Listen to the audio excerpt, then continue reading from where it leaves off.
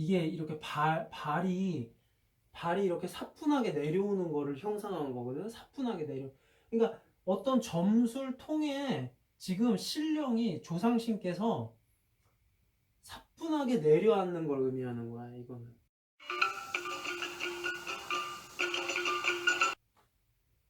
영어 공부하면서 중국어 익히자.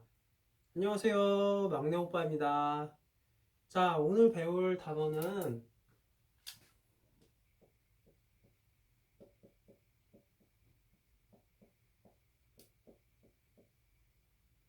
이건데, 부커치라고 해가지고 내가 옛날에 한번 소개할 때 이 얘기를 한번 했던 적이 잠깐 있었던 것 같아.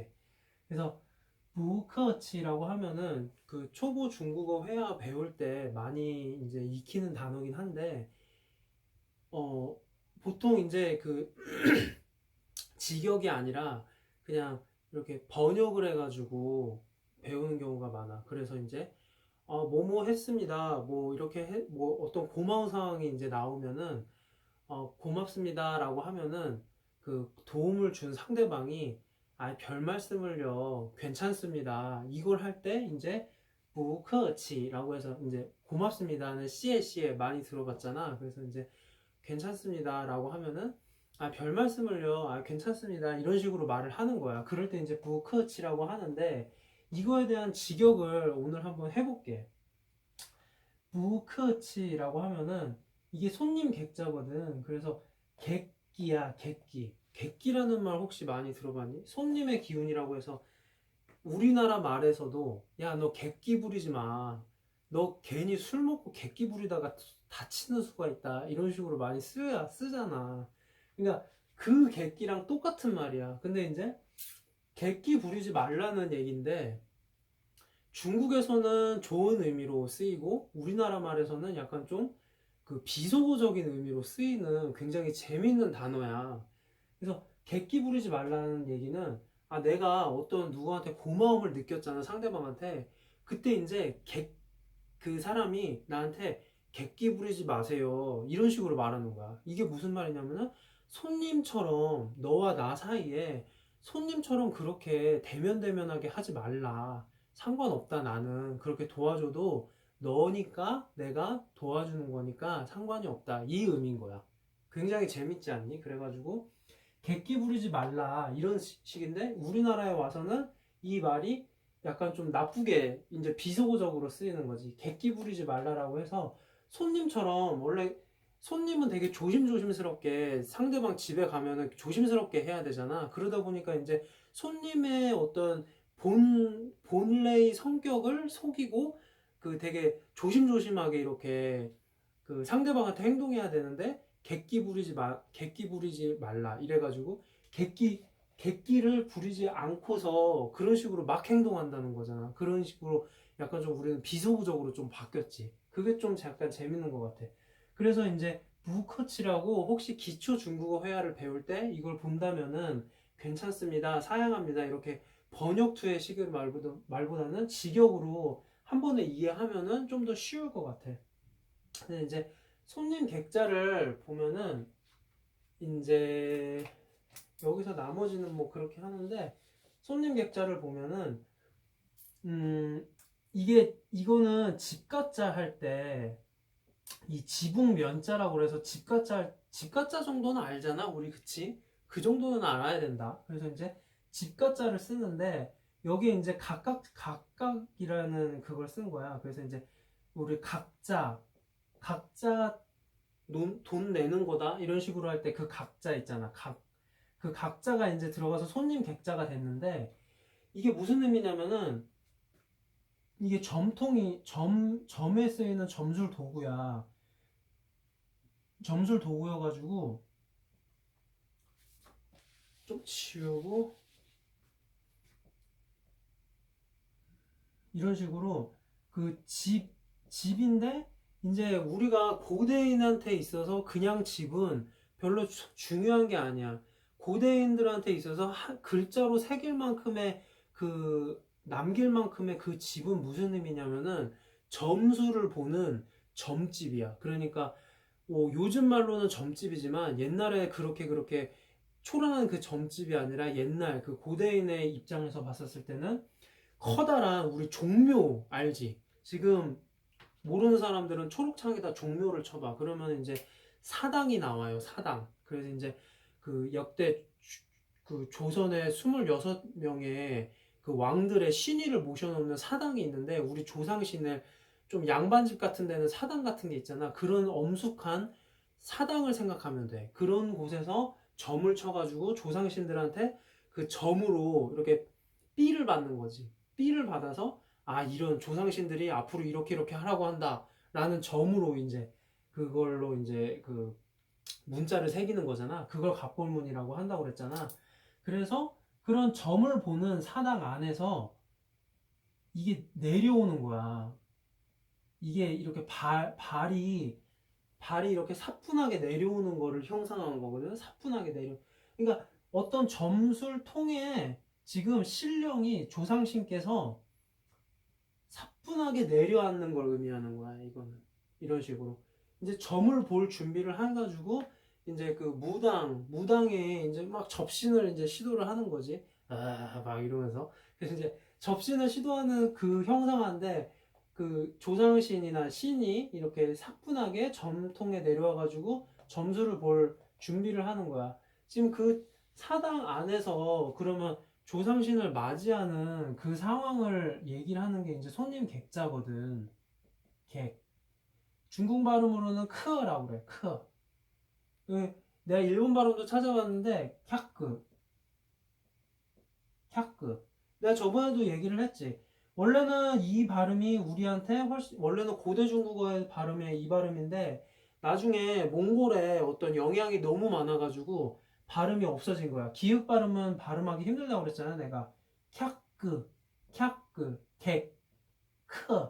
원래는 크 이랬겠지. 원래 발음은 막 약간 이런 식으로 됐겠지. 근데 이제 이게 없어진 거지. 객, 키읔 발음을 하기가 힘드니까. 우리나라 사람들이 발음하는 게 굉장히 많다고 그랬잖아. 그래서 캬크, 객인데 크 이런 식으로 바뀐 거야. 손님 객자인데 이거는 그래서 손님처럼 어려운 조상신을 맞이하고 있는 상황을 보여주는 단어야. 그런 식으로 이렇게 손님 객자가 마련해진 거고, 그래서 아까 전에도 말했듯이 그런 객기, 손님의 기운을 부리지 마라. 너는 내 앞에서는 손님처럼 그렇게 막 체면치레 할 필요는 없어. 그러니까 고마워할 필요 없어. 괜찮아. 이런 의미가 부크치. 객기를 하지 마라. 아니 불자. 객기를 부리지 마라. 이런 식으로 나타내는 거야. 자, 그런 식으로 한번 정리를 해봤고, 내가 저번에도 한번 소개를 했지만 우리나라랑 중국이랑 굉장히 교류가 많았기 때문에 그런 단어들이 굉장히 많아요. 부용러. 필요 없어요. 이게 쓰일 용자, 아니 불자, 러자는 나중에 내가 좀 얘기를 해줄게. 이것도 그 이민족의 교류화에 의해서 좀 약간 생긴 독특한 특수한 문법 형식인데 무용러라고 하면은 필요 없어요. 괜찮아요. 이 얘기야. 씨에라고 했을 때 무용러 이래도 되는 거야. 왜냐면 그렇게 막 이게 용자가 쓰일 용자라고 해가지고 막 내가 좀 약간 신경 써서 한다는 그 의미인 거거든. 용자, 용리라고 할 때 쓸 용, 힘력자 써서 용리 이러면은 내가 좀 힘을 쓴다. 막 좀 피곤하게 힘을 쓴다. 이런 의미야. 그러니까 그렇게 막 신경 쓰지 않아도 돼요. 무용 올라. 근데 우리도 그런 얘기 하잖아. 막 누군가 감사합니다 그랬을 때 괜찮습니다. 뭐 그게 이제 그렇게 막 신경 쓰지 않아도 돼요. 쓰이다.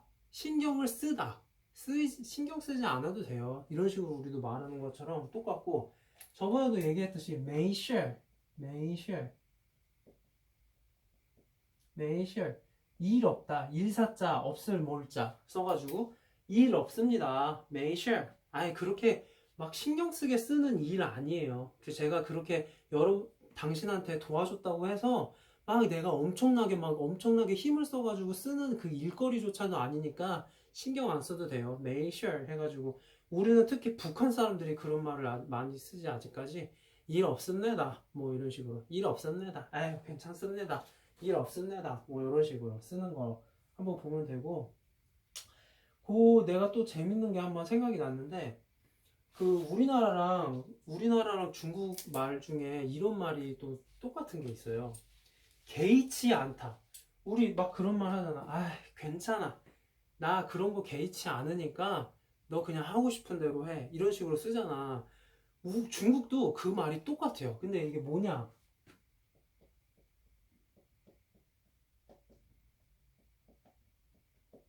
개의 아니불. 개의치 않다. 똑같아. 이게 뭐냐면은 소개할 때 그 개자거든. 이게 끼일 개자야. 그 어느 사이에 끼인다.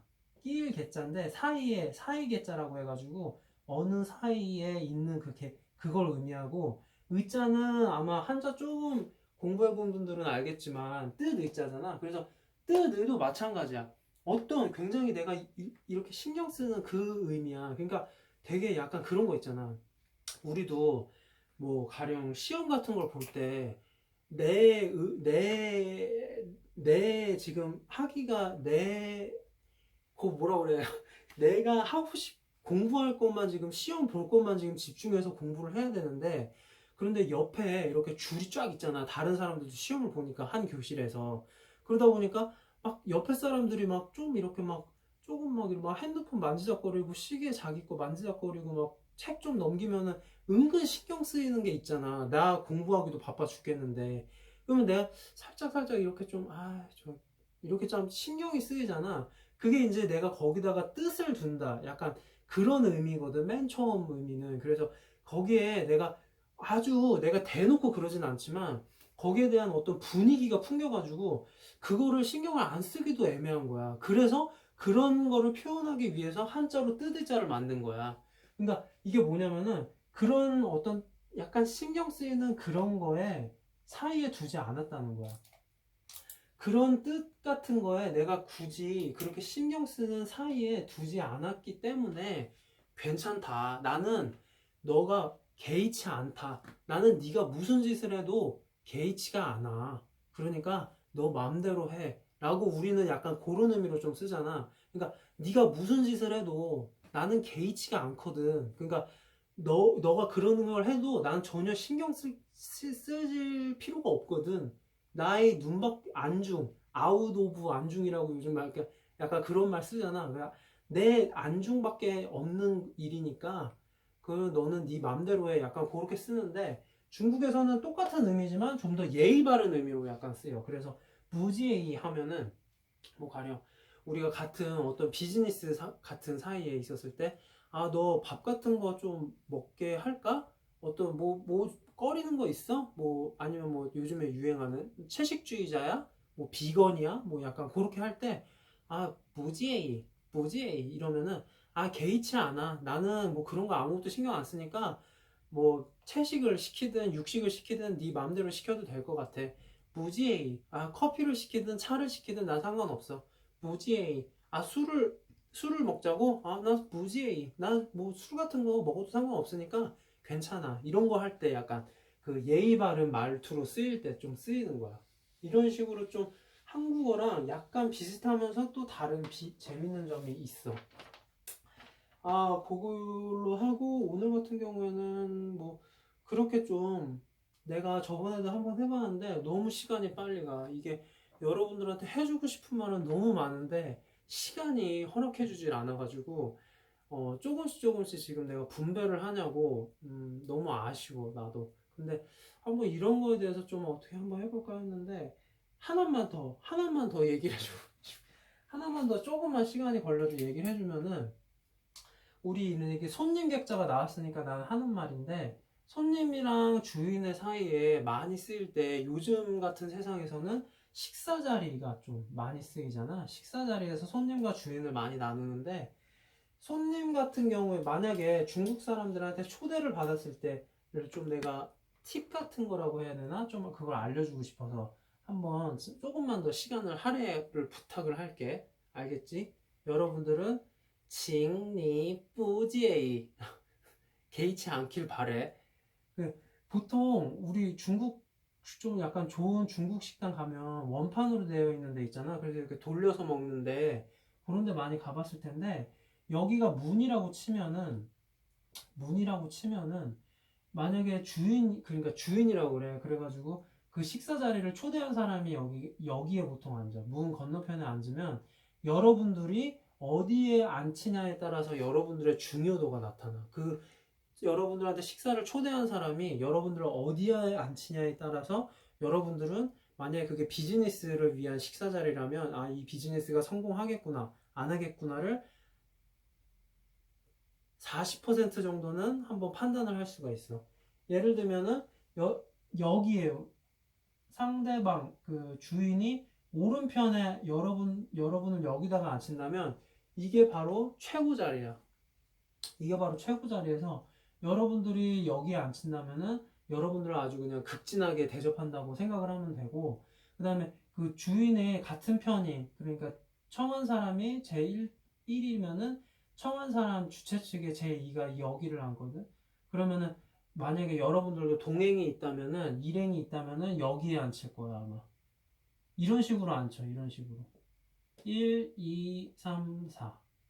여기서 여기 그 주최 측은 1, 2 이런 식으로 아마 앉힐 거거든. 이게 제일 그 무난한 건데 만약에 여러분들과 비즈니스 자리에서 여러분들 여기에다 앉히지 않고 여기나 여기에 앉힌다면은 여러분들은 이 상대방에 대해서 그러니까 주최 측의 시선에 봤었을 때는 약간 좀 중요도가 떨어지는 사람이라고 생각하면 돼. 그렇게 생각해가지고 그 만약에 비즈니스를 하면은 그렇게 다가가면 될 것 같고 일단은 여기까지 한번 설명하고 문법 강의를 한번 해봅시다. 자, 문법 설명 한번 보자. 有人进我家来为客人也. 자, 이거는 사실 현대 중국어 문법은 아니고 고대 중국어 문법인데 내가 한번 써봤어. 왜냐면은 여기에서 내가 알려주고 싶은 건 유자문이라는 거야. 이제 중국어 문법을 좀 배운 사람들을 보면 유자문에 대해서 특수문형이라고 해서 따로 배우는 경우가 있거든. 그게 왜 그러냐면은 이제 자 봐봐. 이 사람 인자지. 사람이 있는데 그 사람이 우리 집에 들어오니 이게 된다라는 의미거든. 할 위자 써가지고 그게 손님이 된다 이 의미인데 여기에 보면은 의문이 드는 게 이 문장 구조에는 주어가 없어. 주어가 존재하지 않잖아. 그러니까 주어가 없는 문형이 중국어에 있어서 특이한 문법이다 해서 별도로 배우는데 자, 내가 누누이 말하지만 중국어는 뭐라고 그랬지? 중국어는 어순이야. 어순대로 하면은 이것이 전혀 이상하다는 생각이 안 들어. 내가 말한 내 강의를 계속 들어보면 알겠지만 내가 계속 강의에서 말하는 특수문형이라는 거는 중국이 고대 중국에서부터 이민족들과의 교류에 인해서 다른 어족이 들어와 가지고 들어온 그 그런 것들을 특수문형이라고 하는데 이런 유자문은 그런 이민족의 교류에 있어서 들어온 게 아니라 원래 고대 중국어부터 있었기 때문에 특수문형이 아닌 거야. 그러면은 이거는 주어가 없는데 내가 그 저번에도 얘기했지만 나는 부모님께 편지를 썼다. 이걸로 한번 어순으로 설명을 해줬잖아. 그러면은 중국어는 주어, 그 다음에 동사, 그 다음에 목적어. 이렇게 이런 식으로 어순이 되는데 여기 주어가 없잖아. 그럼 여기에서는 이게 어떻게 되냐? 자, 중국어는 어순인데 맨 처음에 여기 가운데에 부사가 들어간다고 그랬잖아.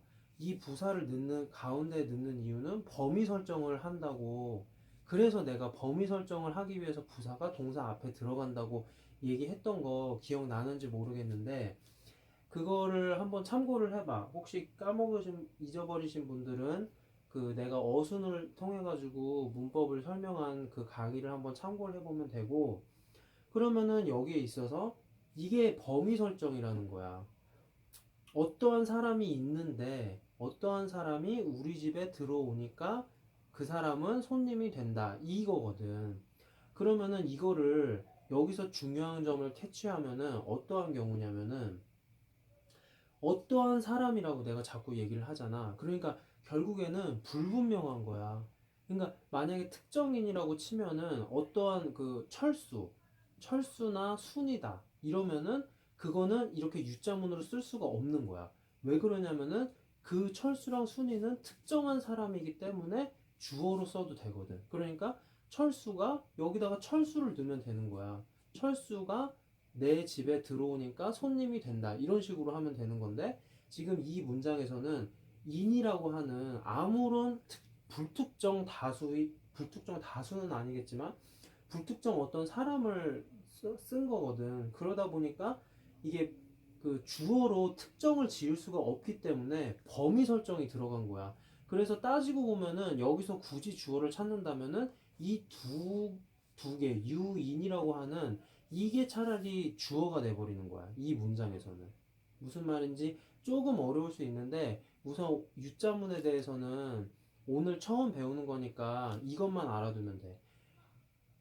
특, 특정인이 아닌 불특정 다수라면은 주어로 세울 수가 없으니까 주어가 뭐야? 주인이 되는 말이라는 뜻이거든. 주인이 되는 말이란 말이야. 그러니까 특정인이 아니면은 주어를 세울 수 없기 때문에 사람 그러니까 범위 설정이 그 다음에 우리가 주어 다음에 범위 설정이잖아. 게이, 푸무 이래가지고 나는 부모님에게 편지를 썼다 이런 식으로 갔었잖아. 그러니까 범위 설정이 앞에 들어가고 어떠한 사람이 있는데 그 사람이 있는 경우에 있어서 그 사람이 우리 집에 들어와서 손님이 됐다. 이런 식으로 일단은 이해를 하면 좋을 것 같아. 우선 처음이니까 우선 이런 식으로 한번 유자문에 대해서는 마무리를 짓자. 자, 이렇게 해서 오늘 강의 마무리하고 여러분들 그 조금 이제 계속 길어지는데 나도 좀 고민이 깊다. 이거를 어떻게 해야 될지를 많이 알려주고 싶은데 시간이 나를 허락해 주질 않네. 하지만 여러분들 내가 괜히 말하는 거 아니잖아. 계속 말하는 거 있지, 여러분들한테. 여러분들 이걸 공부를 하려고 하면 안 돼. 그러니까 그냥 틀어놓고 자연스럽게 익힌다고 생각하면은 훨씬 더 부담이 줄어들 거야. 무슨 말인지 알겠지? 그러니까 이번에 한번 들었으니까 자기 전에 한 번 더 듣고 다음 강의 듣기 전에 한 번 더 들으면은 되고, 그렇게 하기 위해서는 여러분들 구독과 좋아요 그리고 나서 알림 설정 꼭 부탁드리겠습니다. 자, 그러면은 여러분들 다음 시간까지 안녕.